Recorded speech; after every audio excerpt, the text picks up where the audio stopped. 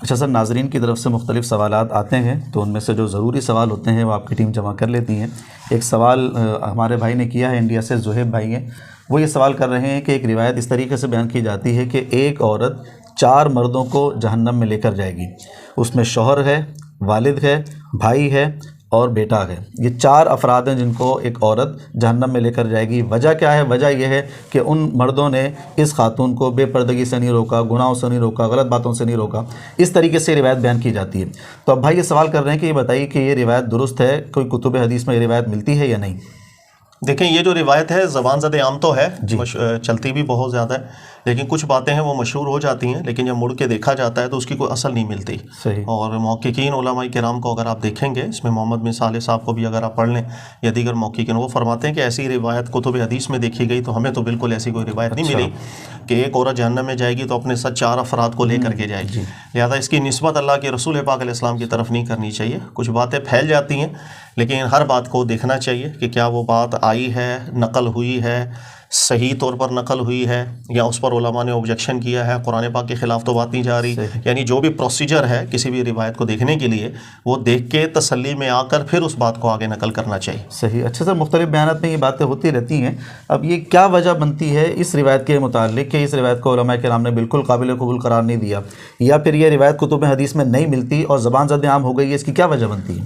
دیکھیے، زبان زد عام تو بہت سی روایتیں ہو جاتی ہیں، یہ تو رہا ہے مسئلہ۔ ہر چیز جو مشہور ہو جائے ضروری نہیں وہ ثابت ہو۔ دوسری بات یہ جو روایت ہے، جہاں تک اگر یہ اللہ کے نبی علیہ الصلوۃ والسلام سے منقول بھی ہوتی بالفرض، اور اگر ہم بول دیں کہ اس کی سند بھی ٹھیک ہوتی، لیکن پھر بھی اس کو حل کرنے کا جو پیٹرن ہے اسی طریقے سے حل کیا جاتا۔ ہم سب سے پہلے قرآن پاک کی اصل دیکھتے ہیں، کسی بھی چیز سے متعلق قرآن نے اصل کیا بیان کی، اسی کے تحت رکھ کر کے ہر چیز کو یا کسی بھی روایت کو رکھا جاتا ہے، جو ایک پیٹرن ہے شروع سے چلتا آ رہا ہے۔ مثال کے طور پر جیسے یہ ایک بات آئی کہ ایک عورت ہے وہ جہنم میں جائے گی، اب اگرچہ اللہ کے نبی علیہ السلام کی بات نہ بھی ہو، لیکن اس موضوع کو قرآن نے کیسے حل کیا ہم وہ دیکھ لیتے ہیں۔ ایک عورت ہے جہنم میں جائے گی، اپنے ساتھ 4 افراد کو لے کے جائے گی۔ دیکھیے گا، کوئی بھی ایک شخص ہے، چاہے وہ مرد ہو یا عورت ہو، اگر وہ کوئی کام کر رہا ہے، غلط کام کر رہا ہے، ناجائز کام کر رہا ہے، فساد فی الارض کا مرتکب ہو رہا ہے، اپنی ذاتی حیثیت میں وہ خود اختیار کر رہا ہے، تو ایسی صورت میں قرآن پاک کا ایک اصول ہے، اصل ہے قرآن کی، لا تزر وازرۃ وزر اخری۔ پھر قرآن ذکر کرتا ہے کہ ہم نے پچھلے رسولوں کو بھی یہی تعلیم کی تھی، حضرت موسیٰ علیہ الصلوۃ والسلام کو، حضرت ابراہیم علیہ الصلوۃ والسلام کو، کہ اللہ تزر وازرۃ وزر اخری، کہ کوئی بھی ایک انسان ہے وہ اپنا جو ذاتی طور پر اختیار کرتا ہے کسی معاملے کو، ٹھیک راہ ہو یا غلط راہ ہو، اس کا بوجھ کسی دوسرے کے اوپر نہیں ڈالا جائے۔ یہ ایک اصل قرآنی ہے۔ لہٰذا اگر کوئی بھی عورت ہے یا کوئی بھی شخص ہے، اگر وہ اللہ کی سزا کا مستحق ہو رہا ہوگا اور اپنے ارادے سے، اپنے اختیار سے اس نے اس راہ کو چنا، اس کا وبال نہ باپ پر جا سکتا ہے، نہ بھائی پر جا سکتا ہے، نہ شوہر پر، نہ بیٹے پر۔ دوسری صورت اس کی ہوتی ہے کہ کئی دفعہ کوئی انسان ہے وہ بری راہ کو اختیار کرتا ہے، اور اختیار کرنے کے بعد پھر وہ طاغوت بن جاتا ہے۔ طاغوت کا مطلب یہ ہوتا ہے کہ وہ سبب بنتا ہے دوسروں کو بھی گمراہ کرنے کے لیے، اور دوسروں کی ذہن سازی کر رہا ہوتا ہے، اس کو پتا ہوتا ہے ٹھیک کیا غلط کیا ہے، اس کے باوجود بھی لوگوں کو گمراہ کر رہا ہے۔ ایسوں کے لیے قرآن پاک نے ایک بات ذکر کی ہے کہ جو بھی طاغوت بنتا ہے، لوگوں کو گمراہ کرنے کا سبب بنتا ہے، تو اس پر اپنا وبال بھی پڑے گا، اور جن لوگوں کو وہ گمراہ کر رہا ہے، سبب بن رہا ہے جن لوگوں کی گمراہی کے لیے، ان کا وبال بھی اس کے حصے کے اوپر آئے گا۔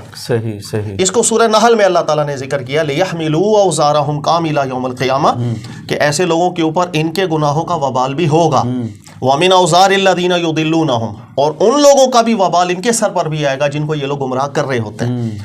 تو اس لیے یوں کہا جاتا ہے کہ ہر وہ گناہ یا ہر وہ بری راہ، اسی طرح ہر وہ اچھی راہ جس کے لیے انسان سبب بن رہا ہوتا ہے، تو جسے صدقہ جاریہ بھی کہا جاتا ہے، اسی کو گناہ جاریہ بھی کہا جاتا ہے، تو اپنا وبال بھی اس کے سر پر ہوتا ہے، دوسروں کا وبال کا حصہ بھی، چونکہ اس نے رہنمائی کی ہے اچھائیاں برائی، کس کے سر پہ جائے گا۔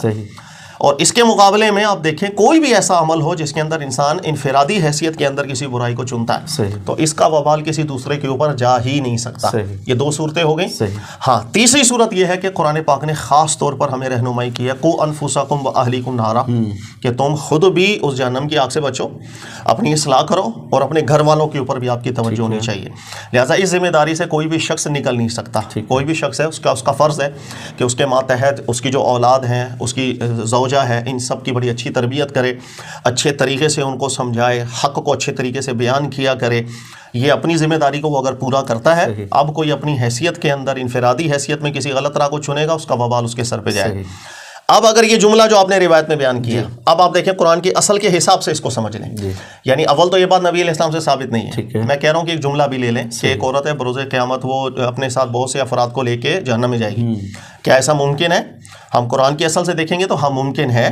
اگر کوئی بھی شخص ایسا ہے کہ جو گناہ جاریہ کا سبب بن رہا ہوگا تو اس کے سر پہ بھی وبال جائے. تو ایسی عورت یا ایسا مرد کہ جس کے لیے کوئی شخص گناہ جاریہ کا سبب بن رہا تھا تو ہم کہہ سکتے ہیں کہ وہ پھنسے گا تو ساتھ اپنے سردار کو بھی لے کے ہی پھنسے.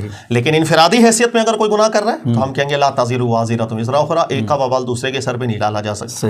تو یہ بات قرآن کی اصل کے تحت بالکل سیٹ ہو کر سامنے آ جاتی ہے.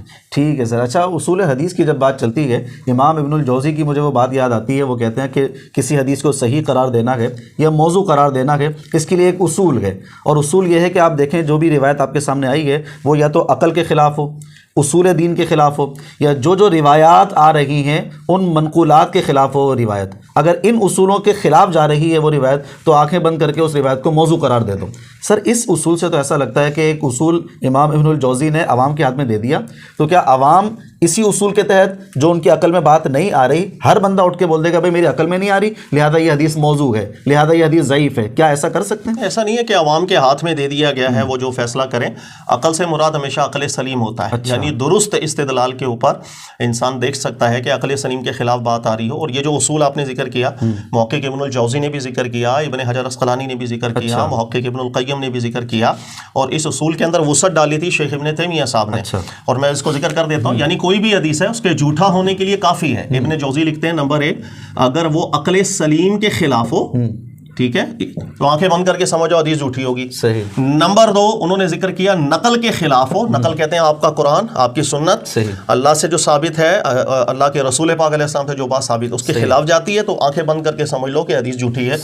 تیسرا ابن جوزی نے ذکر کیا نقل سلیم کے بھی خلاف ہو اور اصول شریعت کے بھی خلاف ہو. یعنی ہر وہ چیز جس کی کوئی اصل، جس اصول کو قرآن نے بیان کیا اس کے خلاف ہو، سمجھ جاؤ وہ روایت جھوٹی. شیخ ابن تیمیہ صاحب نے اس میں 2 الفاظ کا زیادتی کی تھی، اور وہ یہ تھی کہ فطرت سلیمہ کے بھی خلاف کوئی بات آتی ہے تو وہ نبی پاک علیہ السلام کی بات نہیں ہوتی. اس کے علاوہ انہوں نے 5ویں چیز یہ بھی ذکر کی تھی، مقصد شریعت کے بھی خلاف جب کوئی بات آتی ہے تو وہ نبی پاک علیہ السلام کی نہیں ہوتی.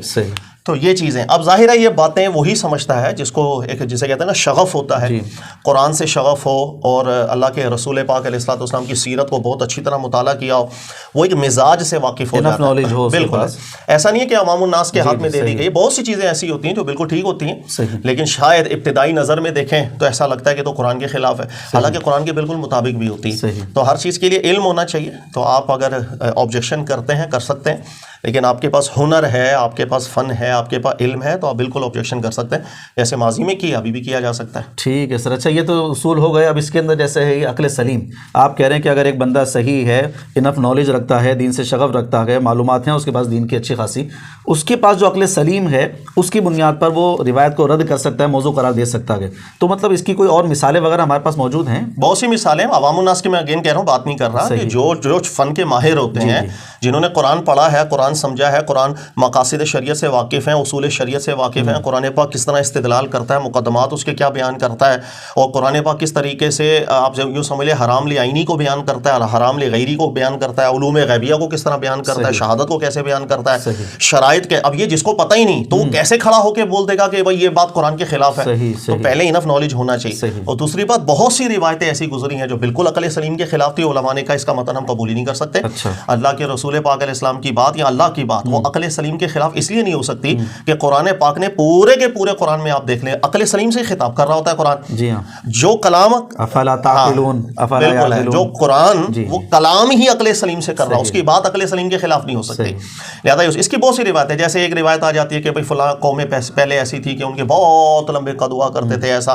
علماء کرام نے اس کو رد کر دیا ان باتوں کو کہ نہ تو قرآن کی مطابقت میں عقل سلیم کے بھی خلاف یہ باتیں جاتی ہیں. اس کے علاوہ کچھ روایتیں ایسی آنے لگ گئی تھی کہ اگر تم لوگ اعتقاد کر لو، لو اعتقد احدکم بحجر لنفعہ، اگر کوئی سچے دل سے عقیدہ رکھ لے کہ یہ پتھر مجھے شفا دے گا تو وہ دے کے ہی رہے گا.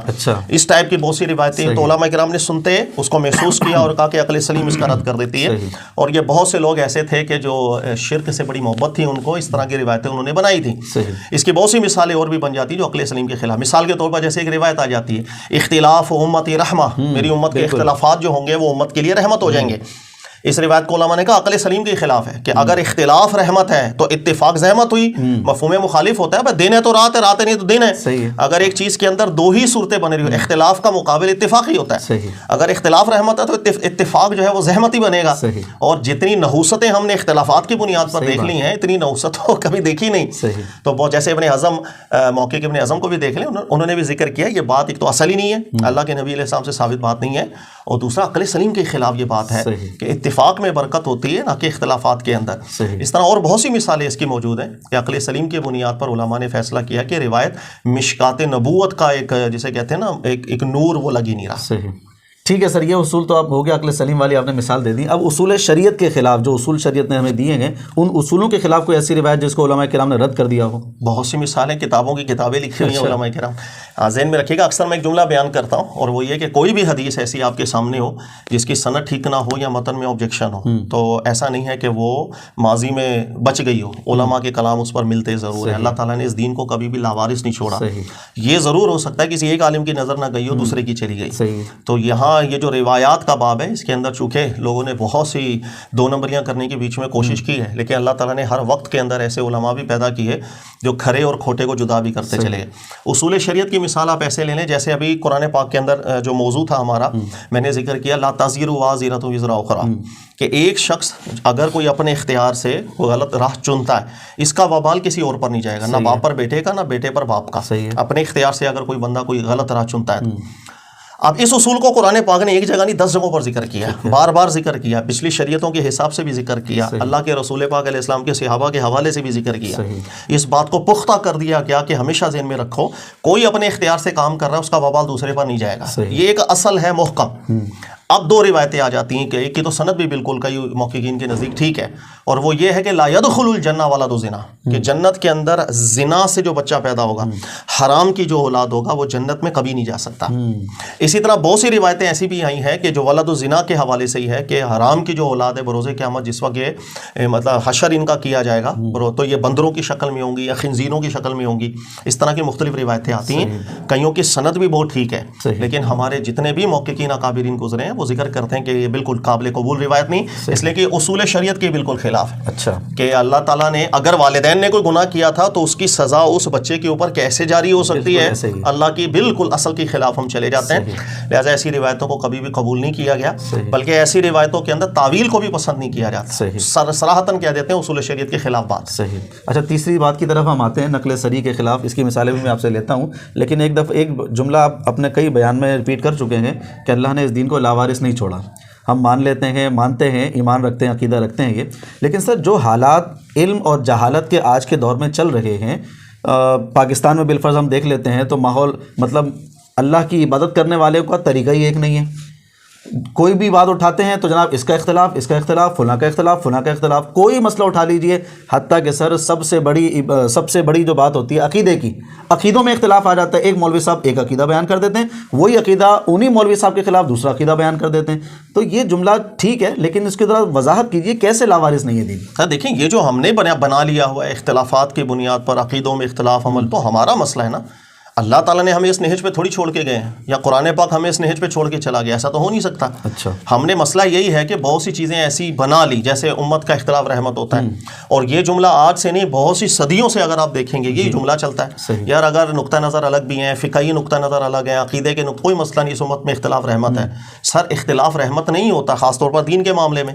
اللہ قرآن میں تو بار بار ذکر کرتے ہیں ان اللہ یحکم بینکم فیما کانوا فیہ یختلفون، تم جو دینی معاملات میں اختلافات میں پڑ گئے اس کا فیصلہ اللہ کرے گا. اس قرآن کے حوالے سے اللہ نے ذکر کیا ان ھذا القرآن یقص علی بنی اسرائیل اکثر الذی هم فیہ یختلفون، کہ بنی اسرائیل والوں نے دین میں جو اختلافات کے انہوں نے سمندر بنا دیے ہیں، یہ قرآن اس کو ختم کر نہیں آیا ہے. صحیح. تو کہنے کا مقصد اختلاف خاص طور پر دینی باب میں تو ہمارے دین کو پسند ہی نہیں ہے. صحیح. اور اب جس کی بنیاد ایسی ہوتی ہے تو وہ جستجو کرے گا کہ اگر میرے سامنے دو نقطہ نظر آ رہے ہیں، میں کیوں بٹا ہوا ہوں، میں پوری جدوجہد کروں، قرآن پاک کو جسے کہتے ہیں نا حکم بنا کر اپنے سامنے رکھوں، جو بات قرآن کی مطابقت میں جاری ہے میں اس کو مانوں گا، جو کمزور ہے اس کو چھوڑ دوں گا. انصاف کے ساتھ جس وقت ہم قرآن سے رجوع کریں گے قول فیصل سامنے آ جاتا ہے. اس میں کون سی بعید بات ہے؟ اللہ بھی قرآن میں فرماتے ہیں وَإِن تَنَازَعْتُمْ فِي شَيْءٍ فَرُدُّوهُ إِلَى اللَّهِ وَالرَّسُولِ، کہ جب تمہارے سامنے تنازع کوئی بھی آتا ہے اللہ اور اس کے رسول کی بارگاہ میں آپ آ جائیں، مسئلے کو حل کروائیں. لیکن جب ہماری نیت ہی حل کرنے کی نہیں ہے تو وہ تو بھی میرا قصور ہوا. لیکن نیت آپ کی ہوگی تو مسائل آتے ہیں اس سے نکل بھی جاتے ہیں. صحیح. جتنے بھی مسائل آتے ہیں دیکھو قرآن پاک نے اختلافات ہونا اس کو بھی بیان کیا ہے. انسان ہے, طبیعت ہے, ذہن الگ, اختلافات ہو جاتے ہیں, اس کو نکلنے کے طریقے بھی بیان کیے. یہ دوسرا اسٹیپ ہے وہ بالکل ہے. یستمعون القول فیتبعون احسنہ. اللہ نے تعریف بیان کی کہ ہم لوگ غور سے سنیں گے, دلائل کو بھی دیکھیں گے, لیکن ہم فالو کس کو کریں گے؟ جو سب سے بیسٹ ہوگی, جہاں قوت استدلال سب سے زیادہ ہوگی, دلیل سب سے وزنی ہوگی, انصاف کے ساتھ میں اپنی کمزور بات کو سائڈ پہ کر دوں گا, اس مضبوط بات کو فالو کروں گا. تو اختلافات ہوں گے پھر آپ اتحاد پہ جاؤ گے, اختلافات ہوں گے پھر احسن بات کو لے کر آپ جدا ہو جائیں گے. اگر ہم اس پیٹرن کو فالو نہیں کریں گے تو سر پھر اختلافات میں ہی رہیں گے, اپنی طاقت کھو دیں گے, جس کو قرآن ذکر کرتا ہے کہ اگر تم اختلافات میں پڑ گئے تذہب ریحکم, تمہاری ہوا خارج ہو جائے گی. بالکل صحیح. قوت ٹائر کے اندر بھی ہوا ہو تو ٹنوں وزن برداشت کر لیتا ہے, اور ٹائر سے ہوا نکال دیں تو خالی گاڑی کو دھکا لگانا بھی عذاب ہو جاتا ہے. تو اپنے اندر قوت رکھی جائے گی جس کو قرآن نے ذکر کیا ہے. تو ہمارے آج کل جو ہو رہا ہے اس سے ہم دلیل نہیں پکڑ سکتے, دلیل تو وہی ہے جو اللہ تعالیٰ نے قرآن میں ذکر کر دی. ٹھیک ہے سر, پھر انشاءاللہ دوبارہ کبھی اس موضوع پہ بات کریں گے, بڑا انٹرسٹنگ موضوع ہے یہ اور عوام کی ضرورت بھی ہے. اچھا آخری بات میں آپ سے کرتا ہوں, جو 3 اصول تھے, نقل صریح جو منقولات ہیں یعنی قرآن پاک کی نصوصات ہیں, احادیث صحیح احادیث کی نصوصات ہیں, ان کے خلاف کوئی روایت ہو تو سمجھ لینا یہ موضوع ہے. تو اب یہ اس کی کون سی مثالیں ہمارے پاس؟ بہت مثالیں, اس پہ تو ہمارے درجنوں پروگرام بھی ہیں. قرآن کے خلاف کوئی روایت چلی جاتی ہے, اس کا ظاہر چلا جاتا ہے تو علماء آبجیکشن کر دیتے ہیں, اور اس کی تو بہت سی مثالیں موجود ہیں. بخاری کے اندر بھی بہت سی ایسی روایات ہیں, مسلم میں بھی ہیں. تو اللہ تعالیٰ کے فضل و کرم سے ہمارے علماء نے بڑی محنتیں کی ہیں. ہم نے اس پیٹرن کو آگے چلانا ہے. آج بدقسمتی ہے کہ ہم نے اس پیٹرن کو آگے چلانا بھول گئے ہیں, تو لوگوں کو بڑا تعجب ہوتا ہے کہ شاید یار یہ حدیث کا انکار کیسے کر رہا ہے. ارے سر جی حدیث ٹھیک نہیں ہے, حدیث کا انکار کا وہ ایک بات اللہ کے نبی علیہ السلام سے منسوب کی جا رہی ہے, ہم دلیل سے ثابت کر رہے ہیں, بات ثابت ہے ہی نہیں. ماضی میں علماء نے بھی اس پر آبجیکشن کیا ہوا ہے, تو اس بات کو سائڈ پہ کر دیا جائے گا. قرآن پاک کو مہیمن علی الاطلاق سمجھا جائے گا. ٹھیک ہے, بہت سی صحیح سند کی روایات تفسیر کے باب کے اندر خاص طور پر داخل ہوئی ہوئی ہیں, حضرت عبداللہ ابن عباس کا نام لے کر, حضرت عبداللہ ابن مسعود کا نام لے کر کے, لیکن علماء ذکر کرتے ہیں باطل. صحیح سند کی بات ہے حضرت عبداللہ ابن مسعود کے ساتھ کہ قل اعوذ برب الفلق قل اعوذ برب الناس, یہ اللہ کا کلام ہی نہیں, یہ تو قرآن کا حصہ ہی نہیں ہے, یہ تو الگ ہے, جسے کہتے ہیں رقیہ ہے. لیکن آپ پڑھ لیں اکابرین علماء کرام کو, انہوں نے ذکر کیا, بالکل جھوٹ ہے, قرآن کے خلاف بات ہے. بالکل جو مصحف ہے, جو ہمارے سامنے اللہ کی کتاب ہے, کیسے ہو سکتا ہے کہ اس کی کچھ صورتوں کے خلاف کوئی بولے تو مجھے لگتا ہے کلام اللہ کا کلام مشکوک ہو گیا. تو بہت بڑے بڑے علماء کرام گزرے ہیں, ابن حجر اسقلانی نے بھی نقل کی ہیں, دیگر علماء نے, انہوں نے کہا سیدھا کہہ دیا یہ بھائی حدیث ہی جھوٹ ہے, یہ تو روایت ہی جس نے گڑھی ہے قرآن پاک کو مشکوک بنانے کی کوشش کی ہے. تو کہنے کا مقصد کہ یہ طریقہ کار چلتا آیا ہے شروع سے, اسی پیٹرن کو آج ہم نے چلانا ہے. نہیں چلائیں گے تو مسئلہ ہو جائے گا. مسلم کی ایک روایت آ جاتی ہے کہ مرد اور عورت کا جو نطفہ ہے وہ آپس میں ملتا ہے. اچھا, ملنے کے بعد لڑکا کیسے ہوتا ہے, لڑکی کیسے ہوتی ہے؟ لڑکا ہوتا ہے اگر مرد کا نطفہ غالب آ جائے لڑکا, عورت کا نطفہ غالب آ جائے لڑکی پیدا ہوتی ہے. شیخ ابن تیمیہ صاحب کے سامنے بھی یہ روایت ہے, سند میں بالکل ٹھیک ہے. صحیح. اور یہ 700-800 سال پرانی بات کر رہا ہوں, آج کی نہیں کہ سائنسی ترقی آ گئی تو 700-800 سال پہلے کی. انہوں نے کہا کہ نہیں اس کے یہ گڑبڑ ہے, یہ نقل صریح کے خلاف ہے. بھائی وہ کیسے مسلم کی روایت ہے, لیکن شیخ ابن تیمیہ صاحب نے ذکر کیا, قرآن پاک پڑھیں, اللہ تعالیٰ قرآن میں ذکر کرتے ہیں کہ مرد جب مادہ منویہ اذا تمنا تو فجعل منہ الزوجین الذکر والانثی, پھر اسی مادہ منویہ سے اللہ ذکر اور انثی کو پیدا کرتا ہے. قرآن پاک نے مذکر ہونا اور مؤنث ہونا, لڑکا یا لڑکی ہونا اولاد میں, مرد کے مادہ منویہ کے ساتھ نطفہ مرد کے ساتھ اس کو منسوب کیا. تو قرآن پاک جب محکم طور پر بات کر رہا ہے, اس روایت میں بات یہ آ رہی ہے کہ نہیں عورت کا نطفہ غالب ہوگا تو لڑکی, مرد کا نطفہ غالب ہوگا تو لڑکا. اس حدیث پر آبجیکشن کیا, نقل صریح کے خلاف ہے.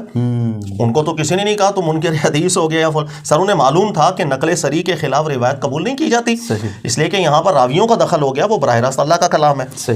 ہاں آج تک اس روایت کو صحیح نہیں سمجھا جاتا, اس کے اندر راوی سے گڑبڑ ہوئی ہے بات کرنے کے اندر, تعبیر کرنے کے اندر.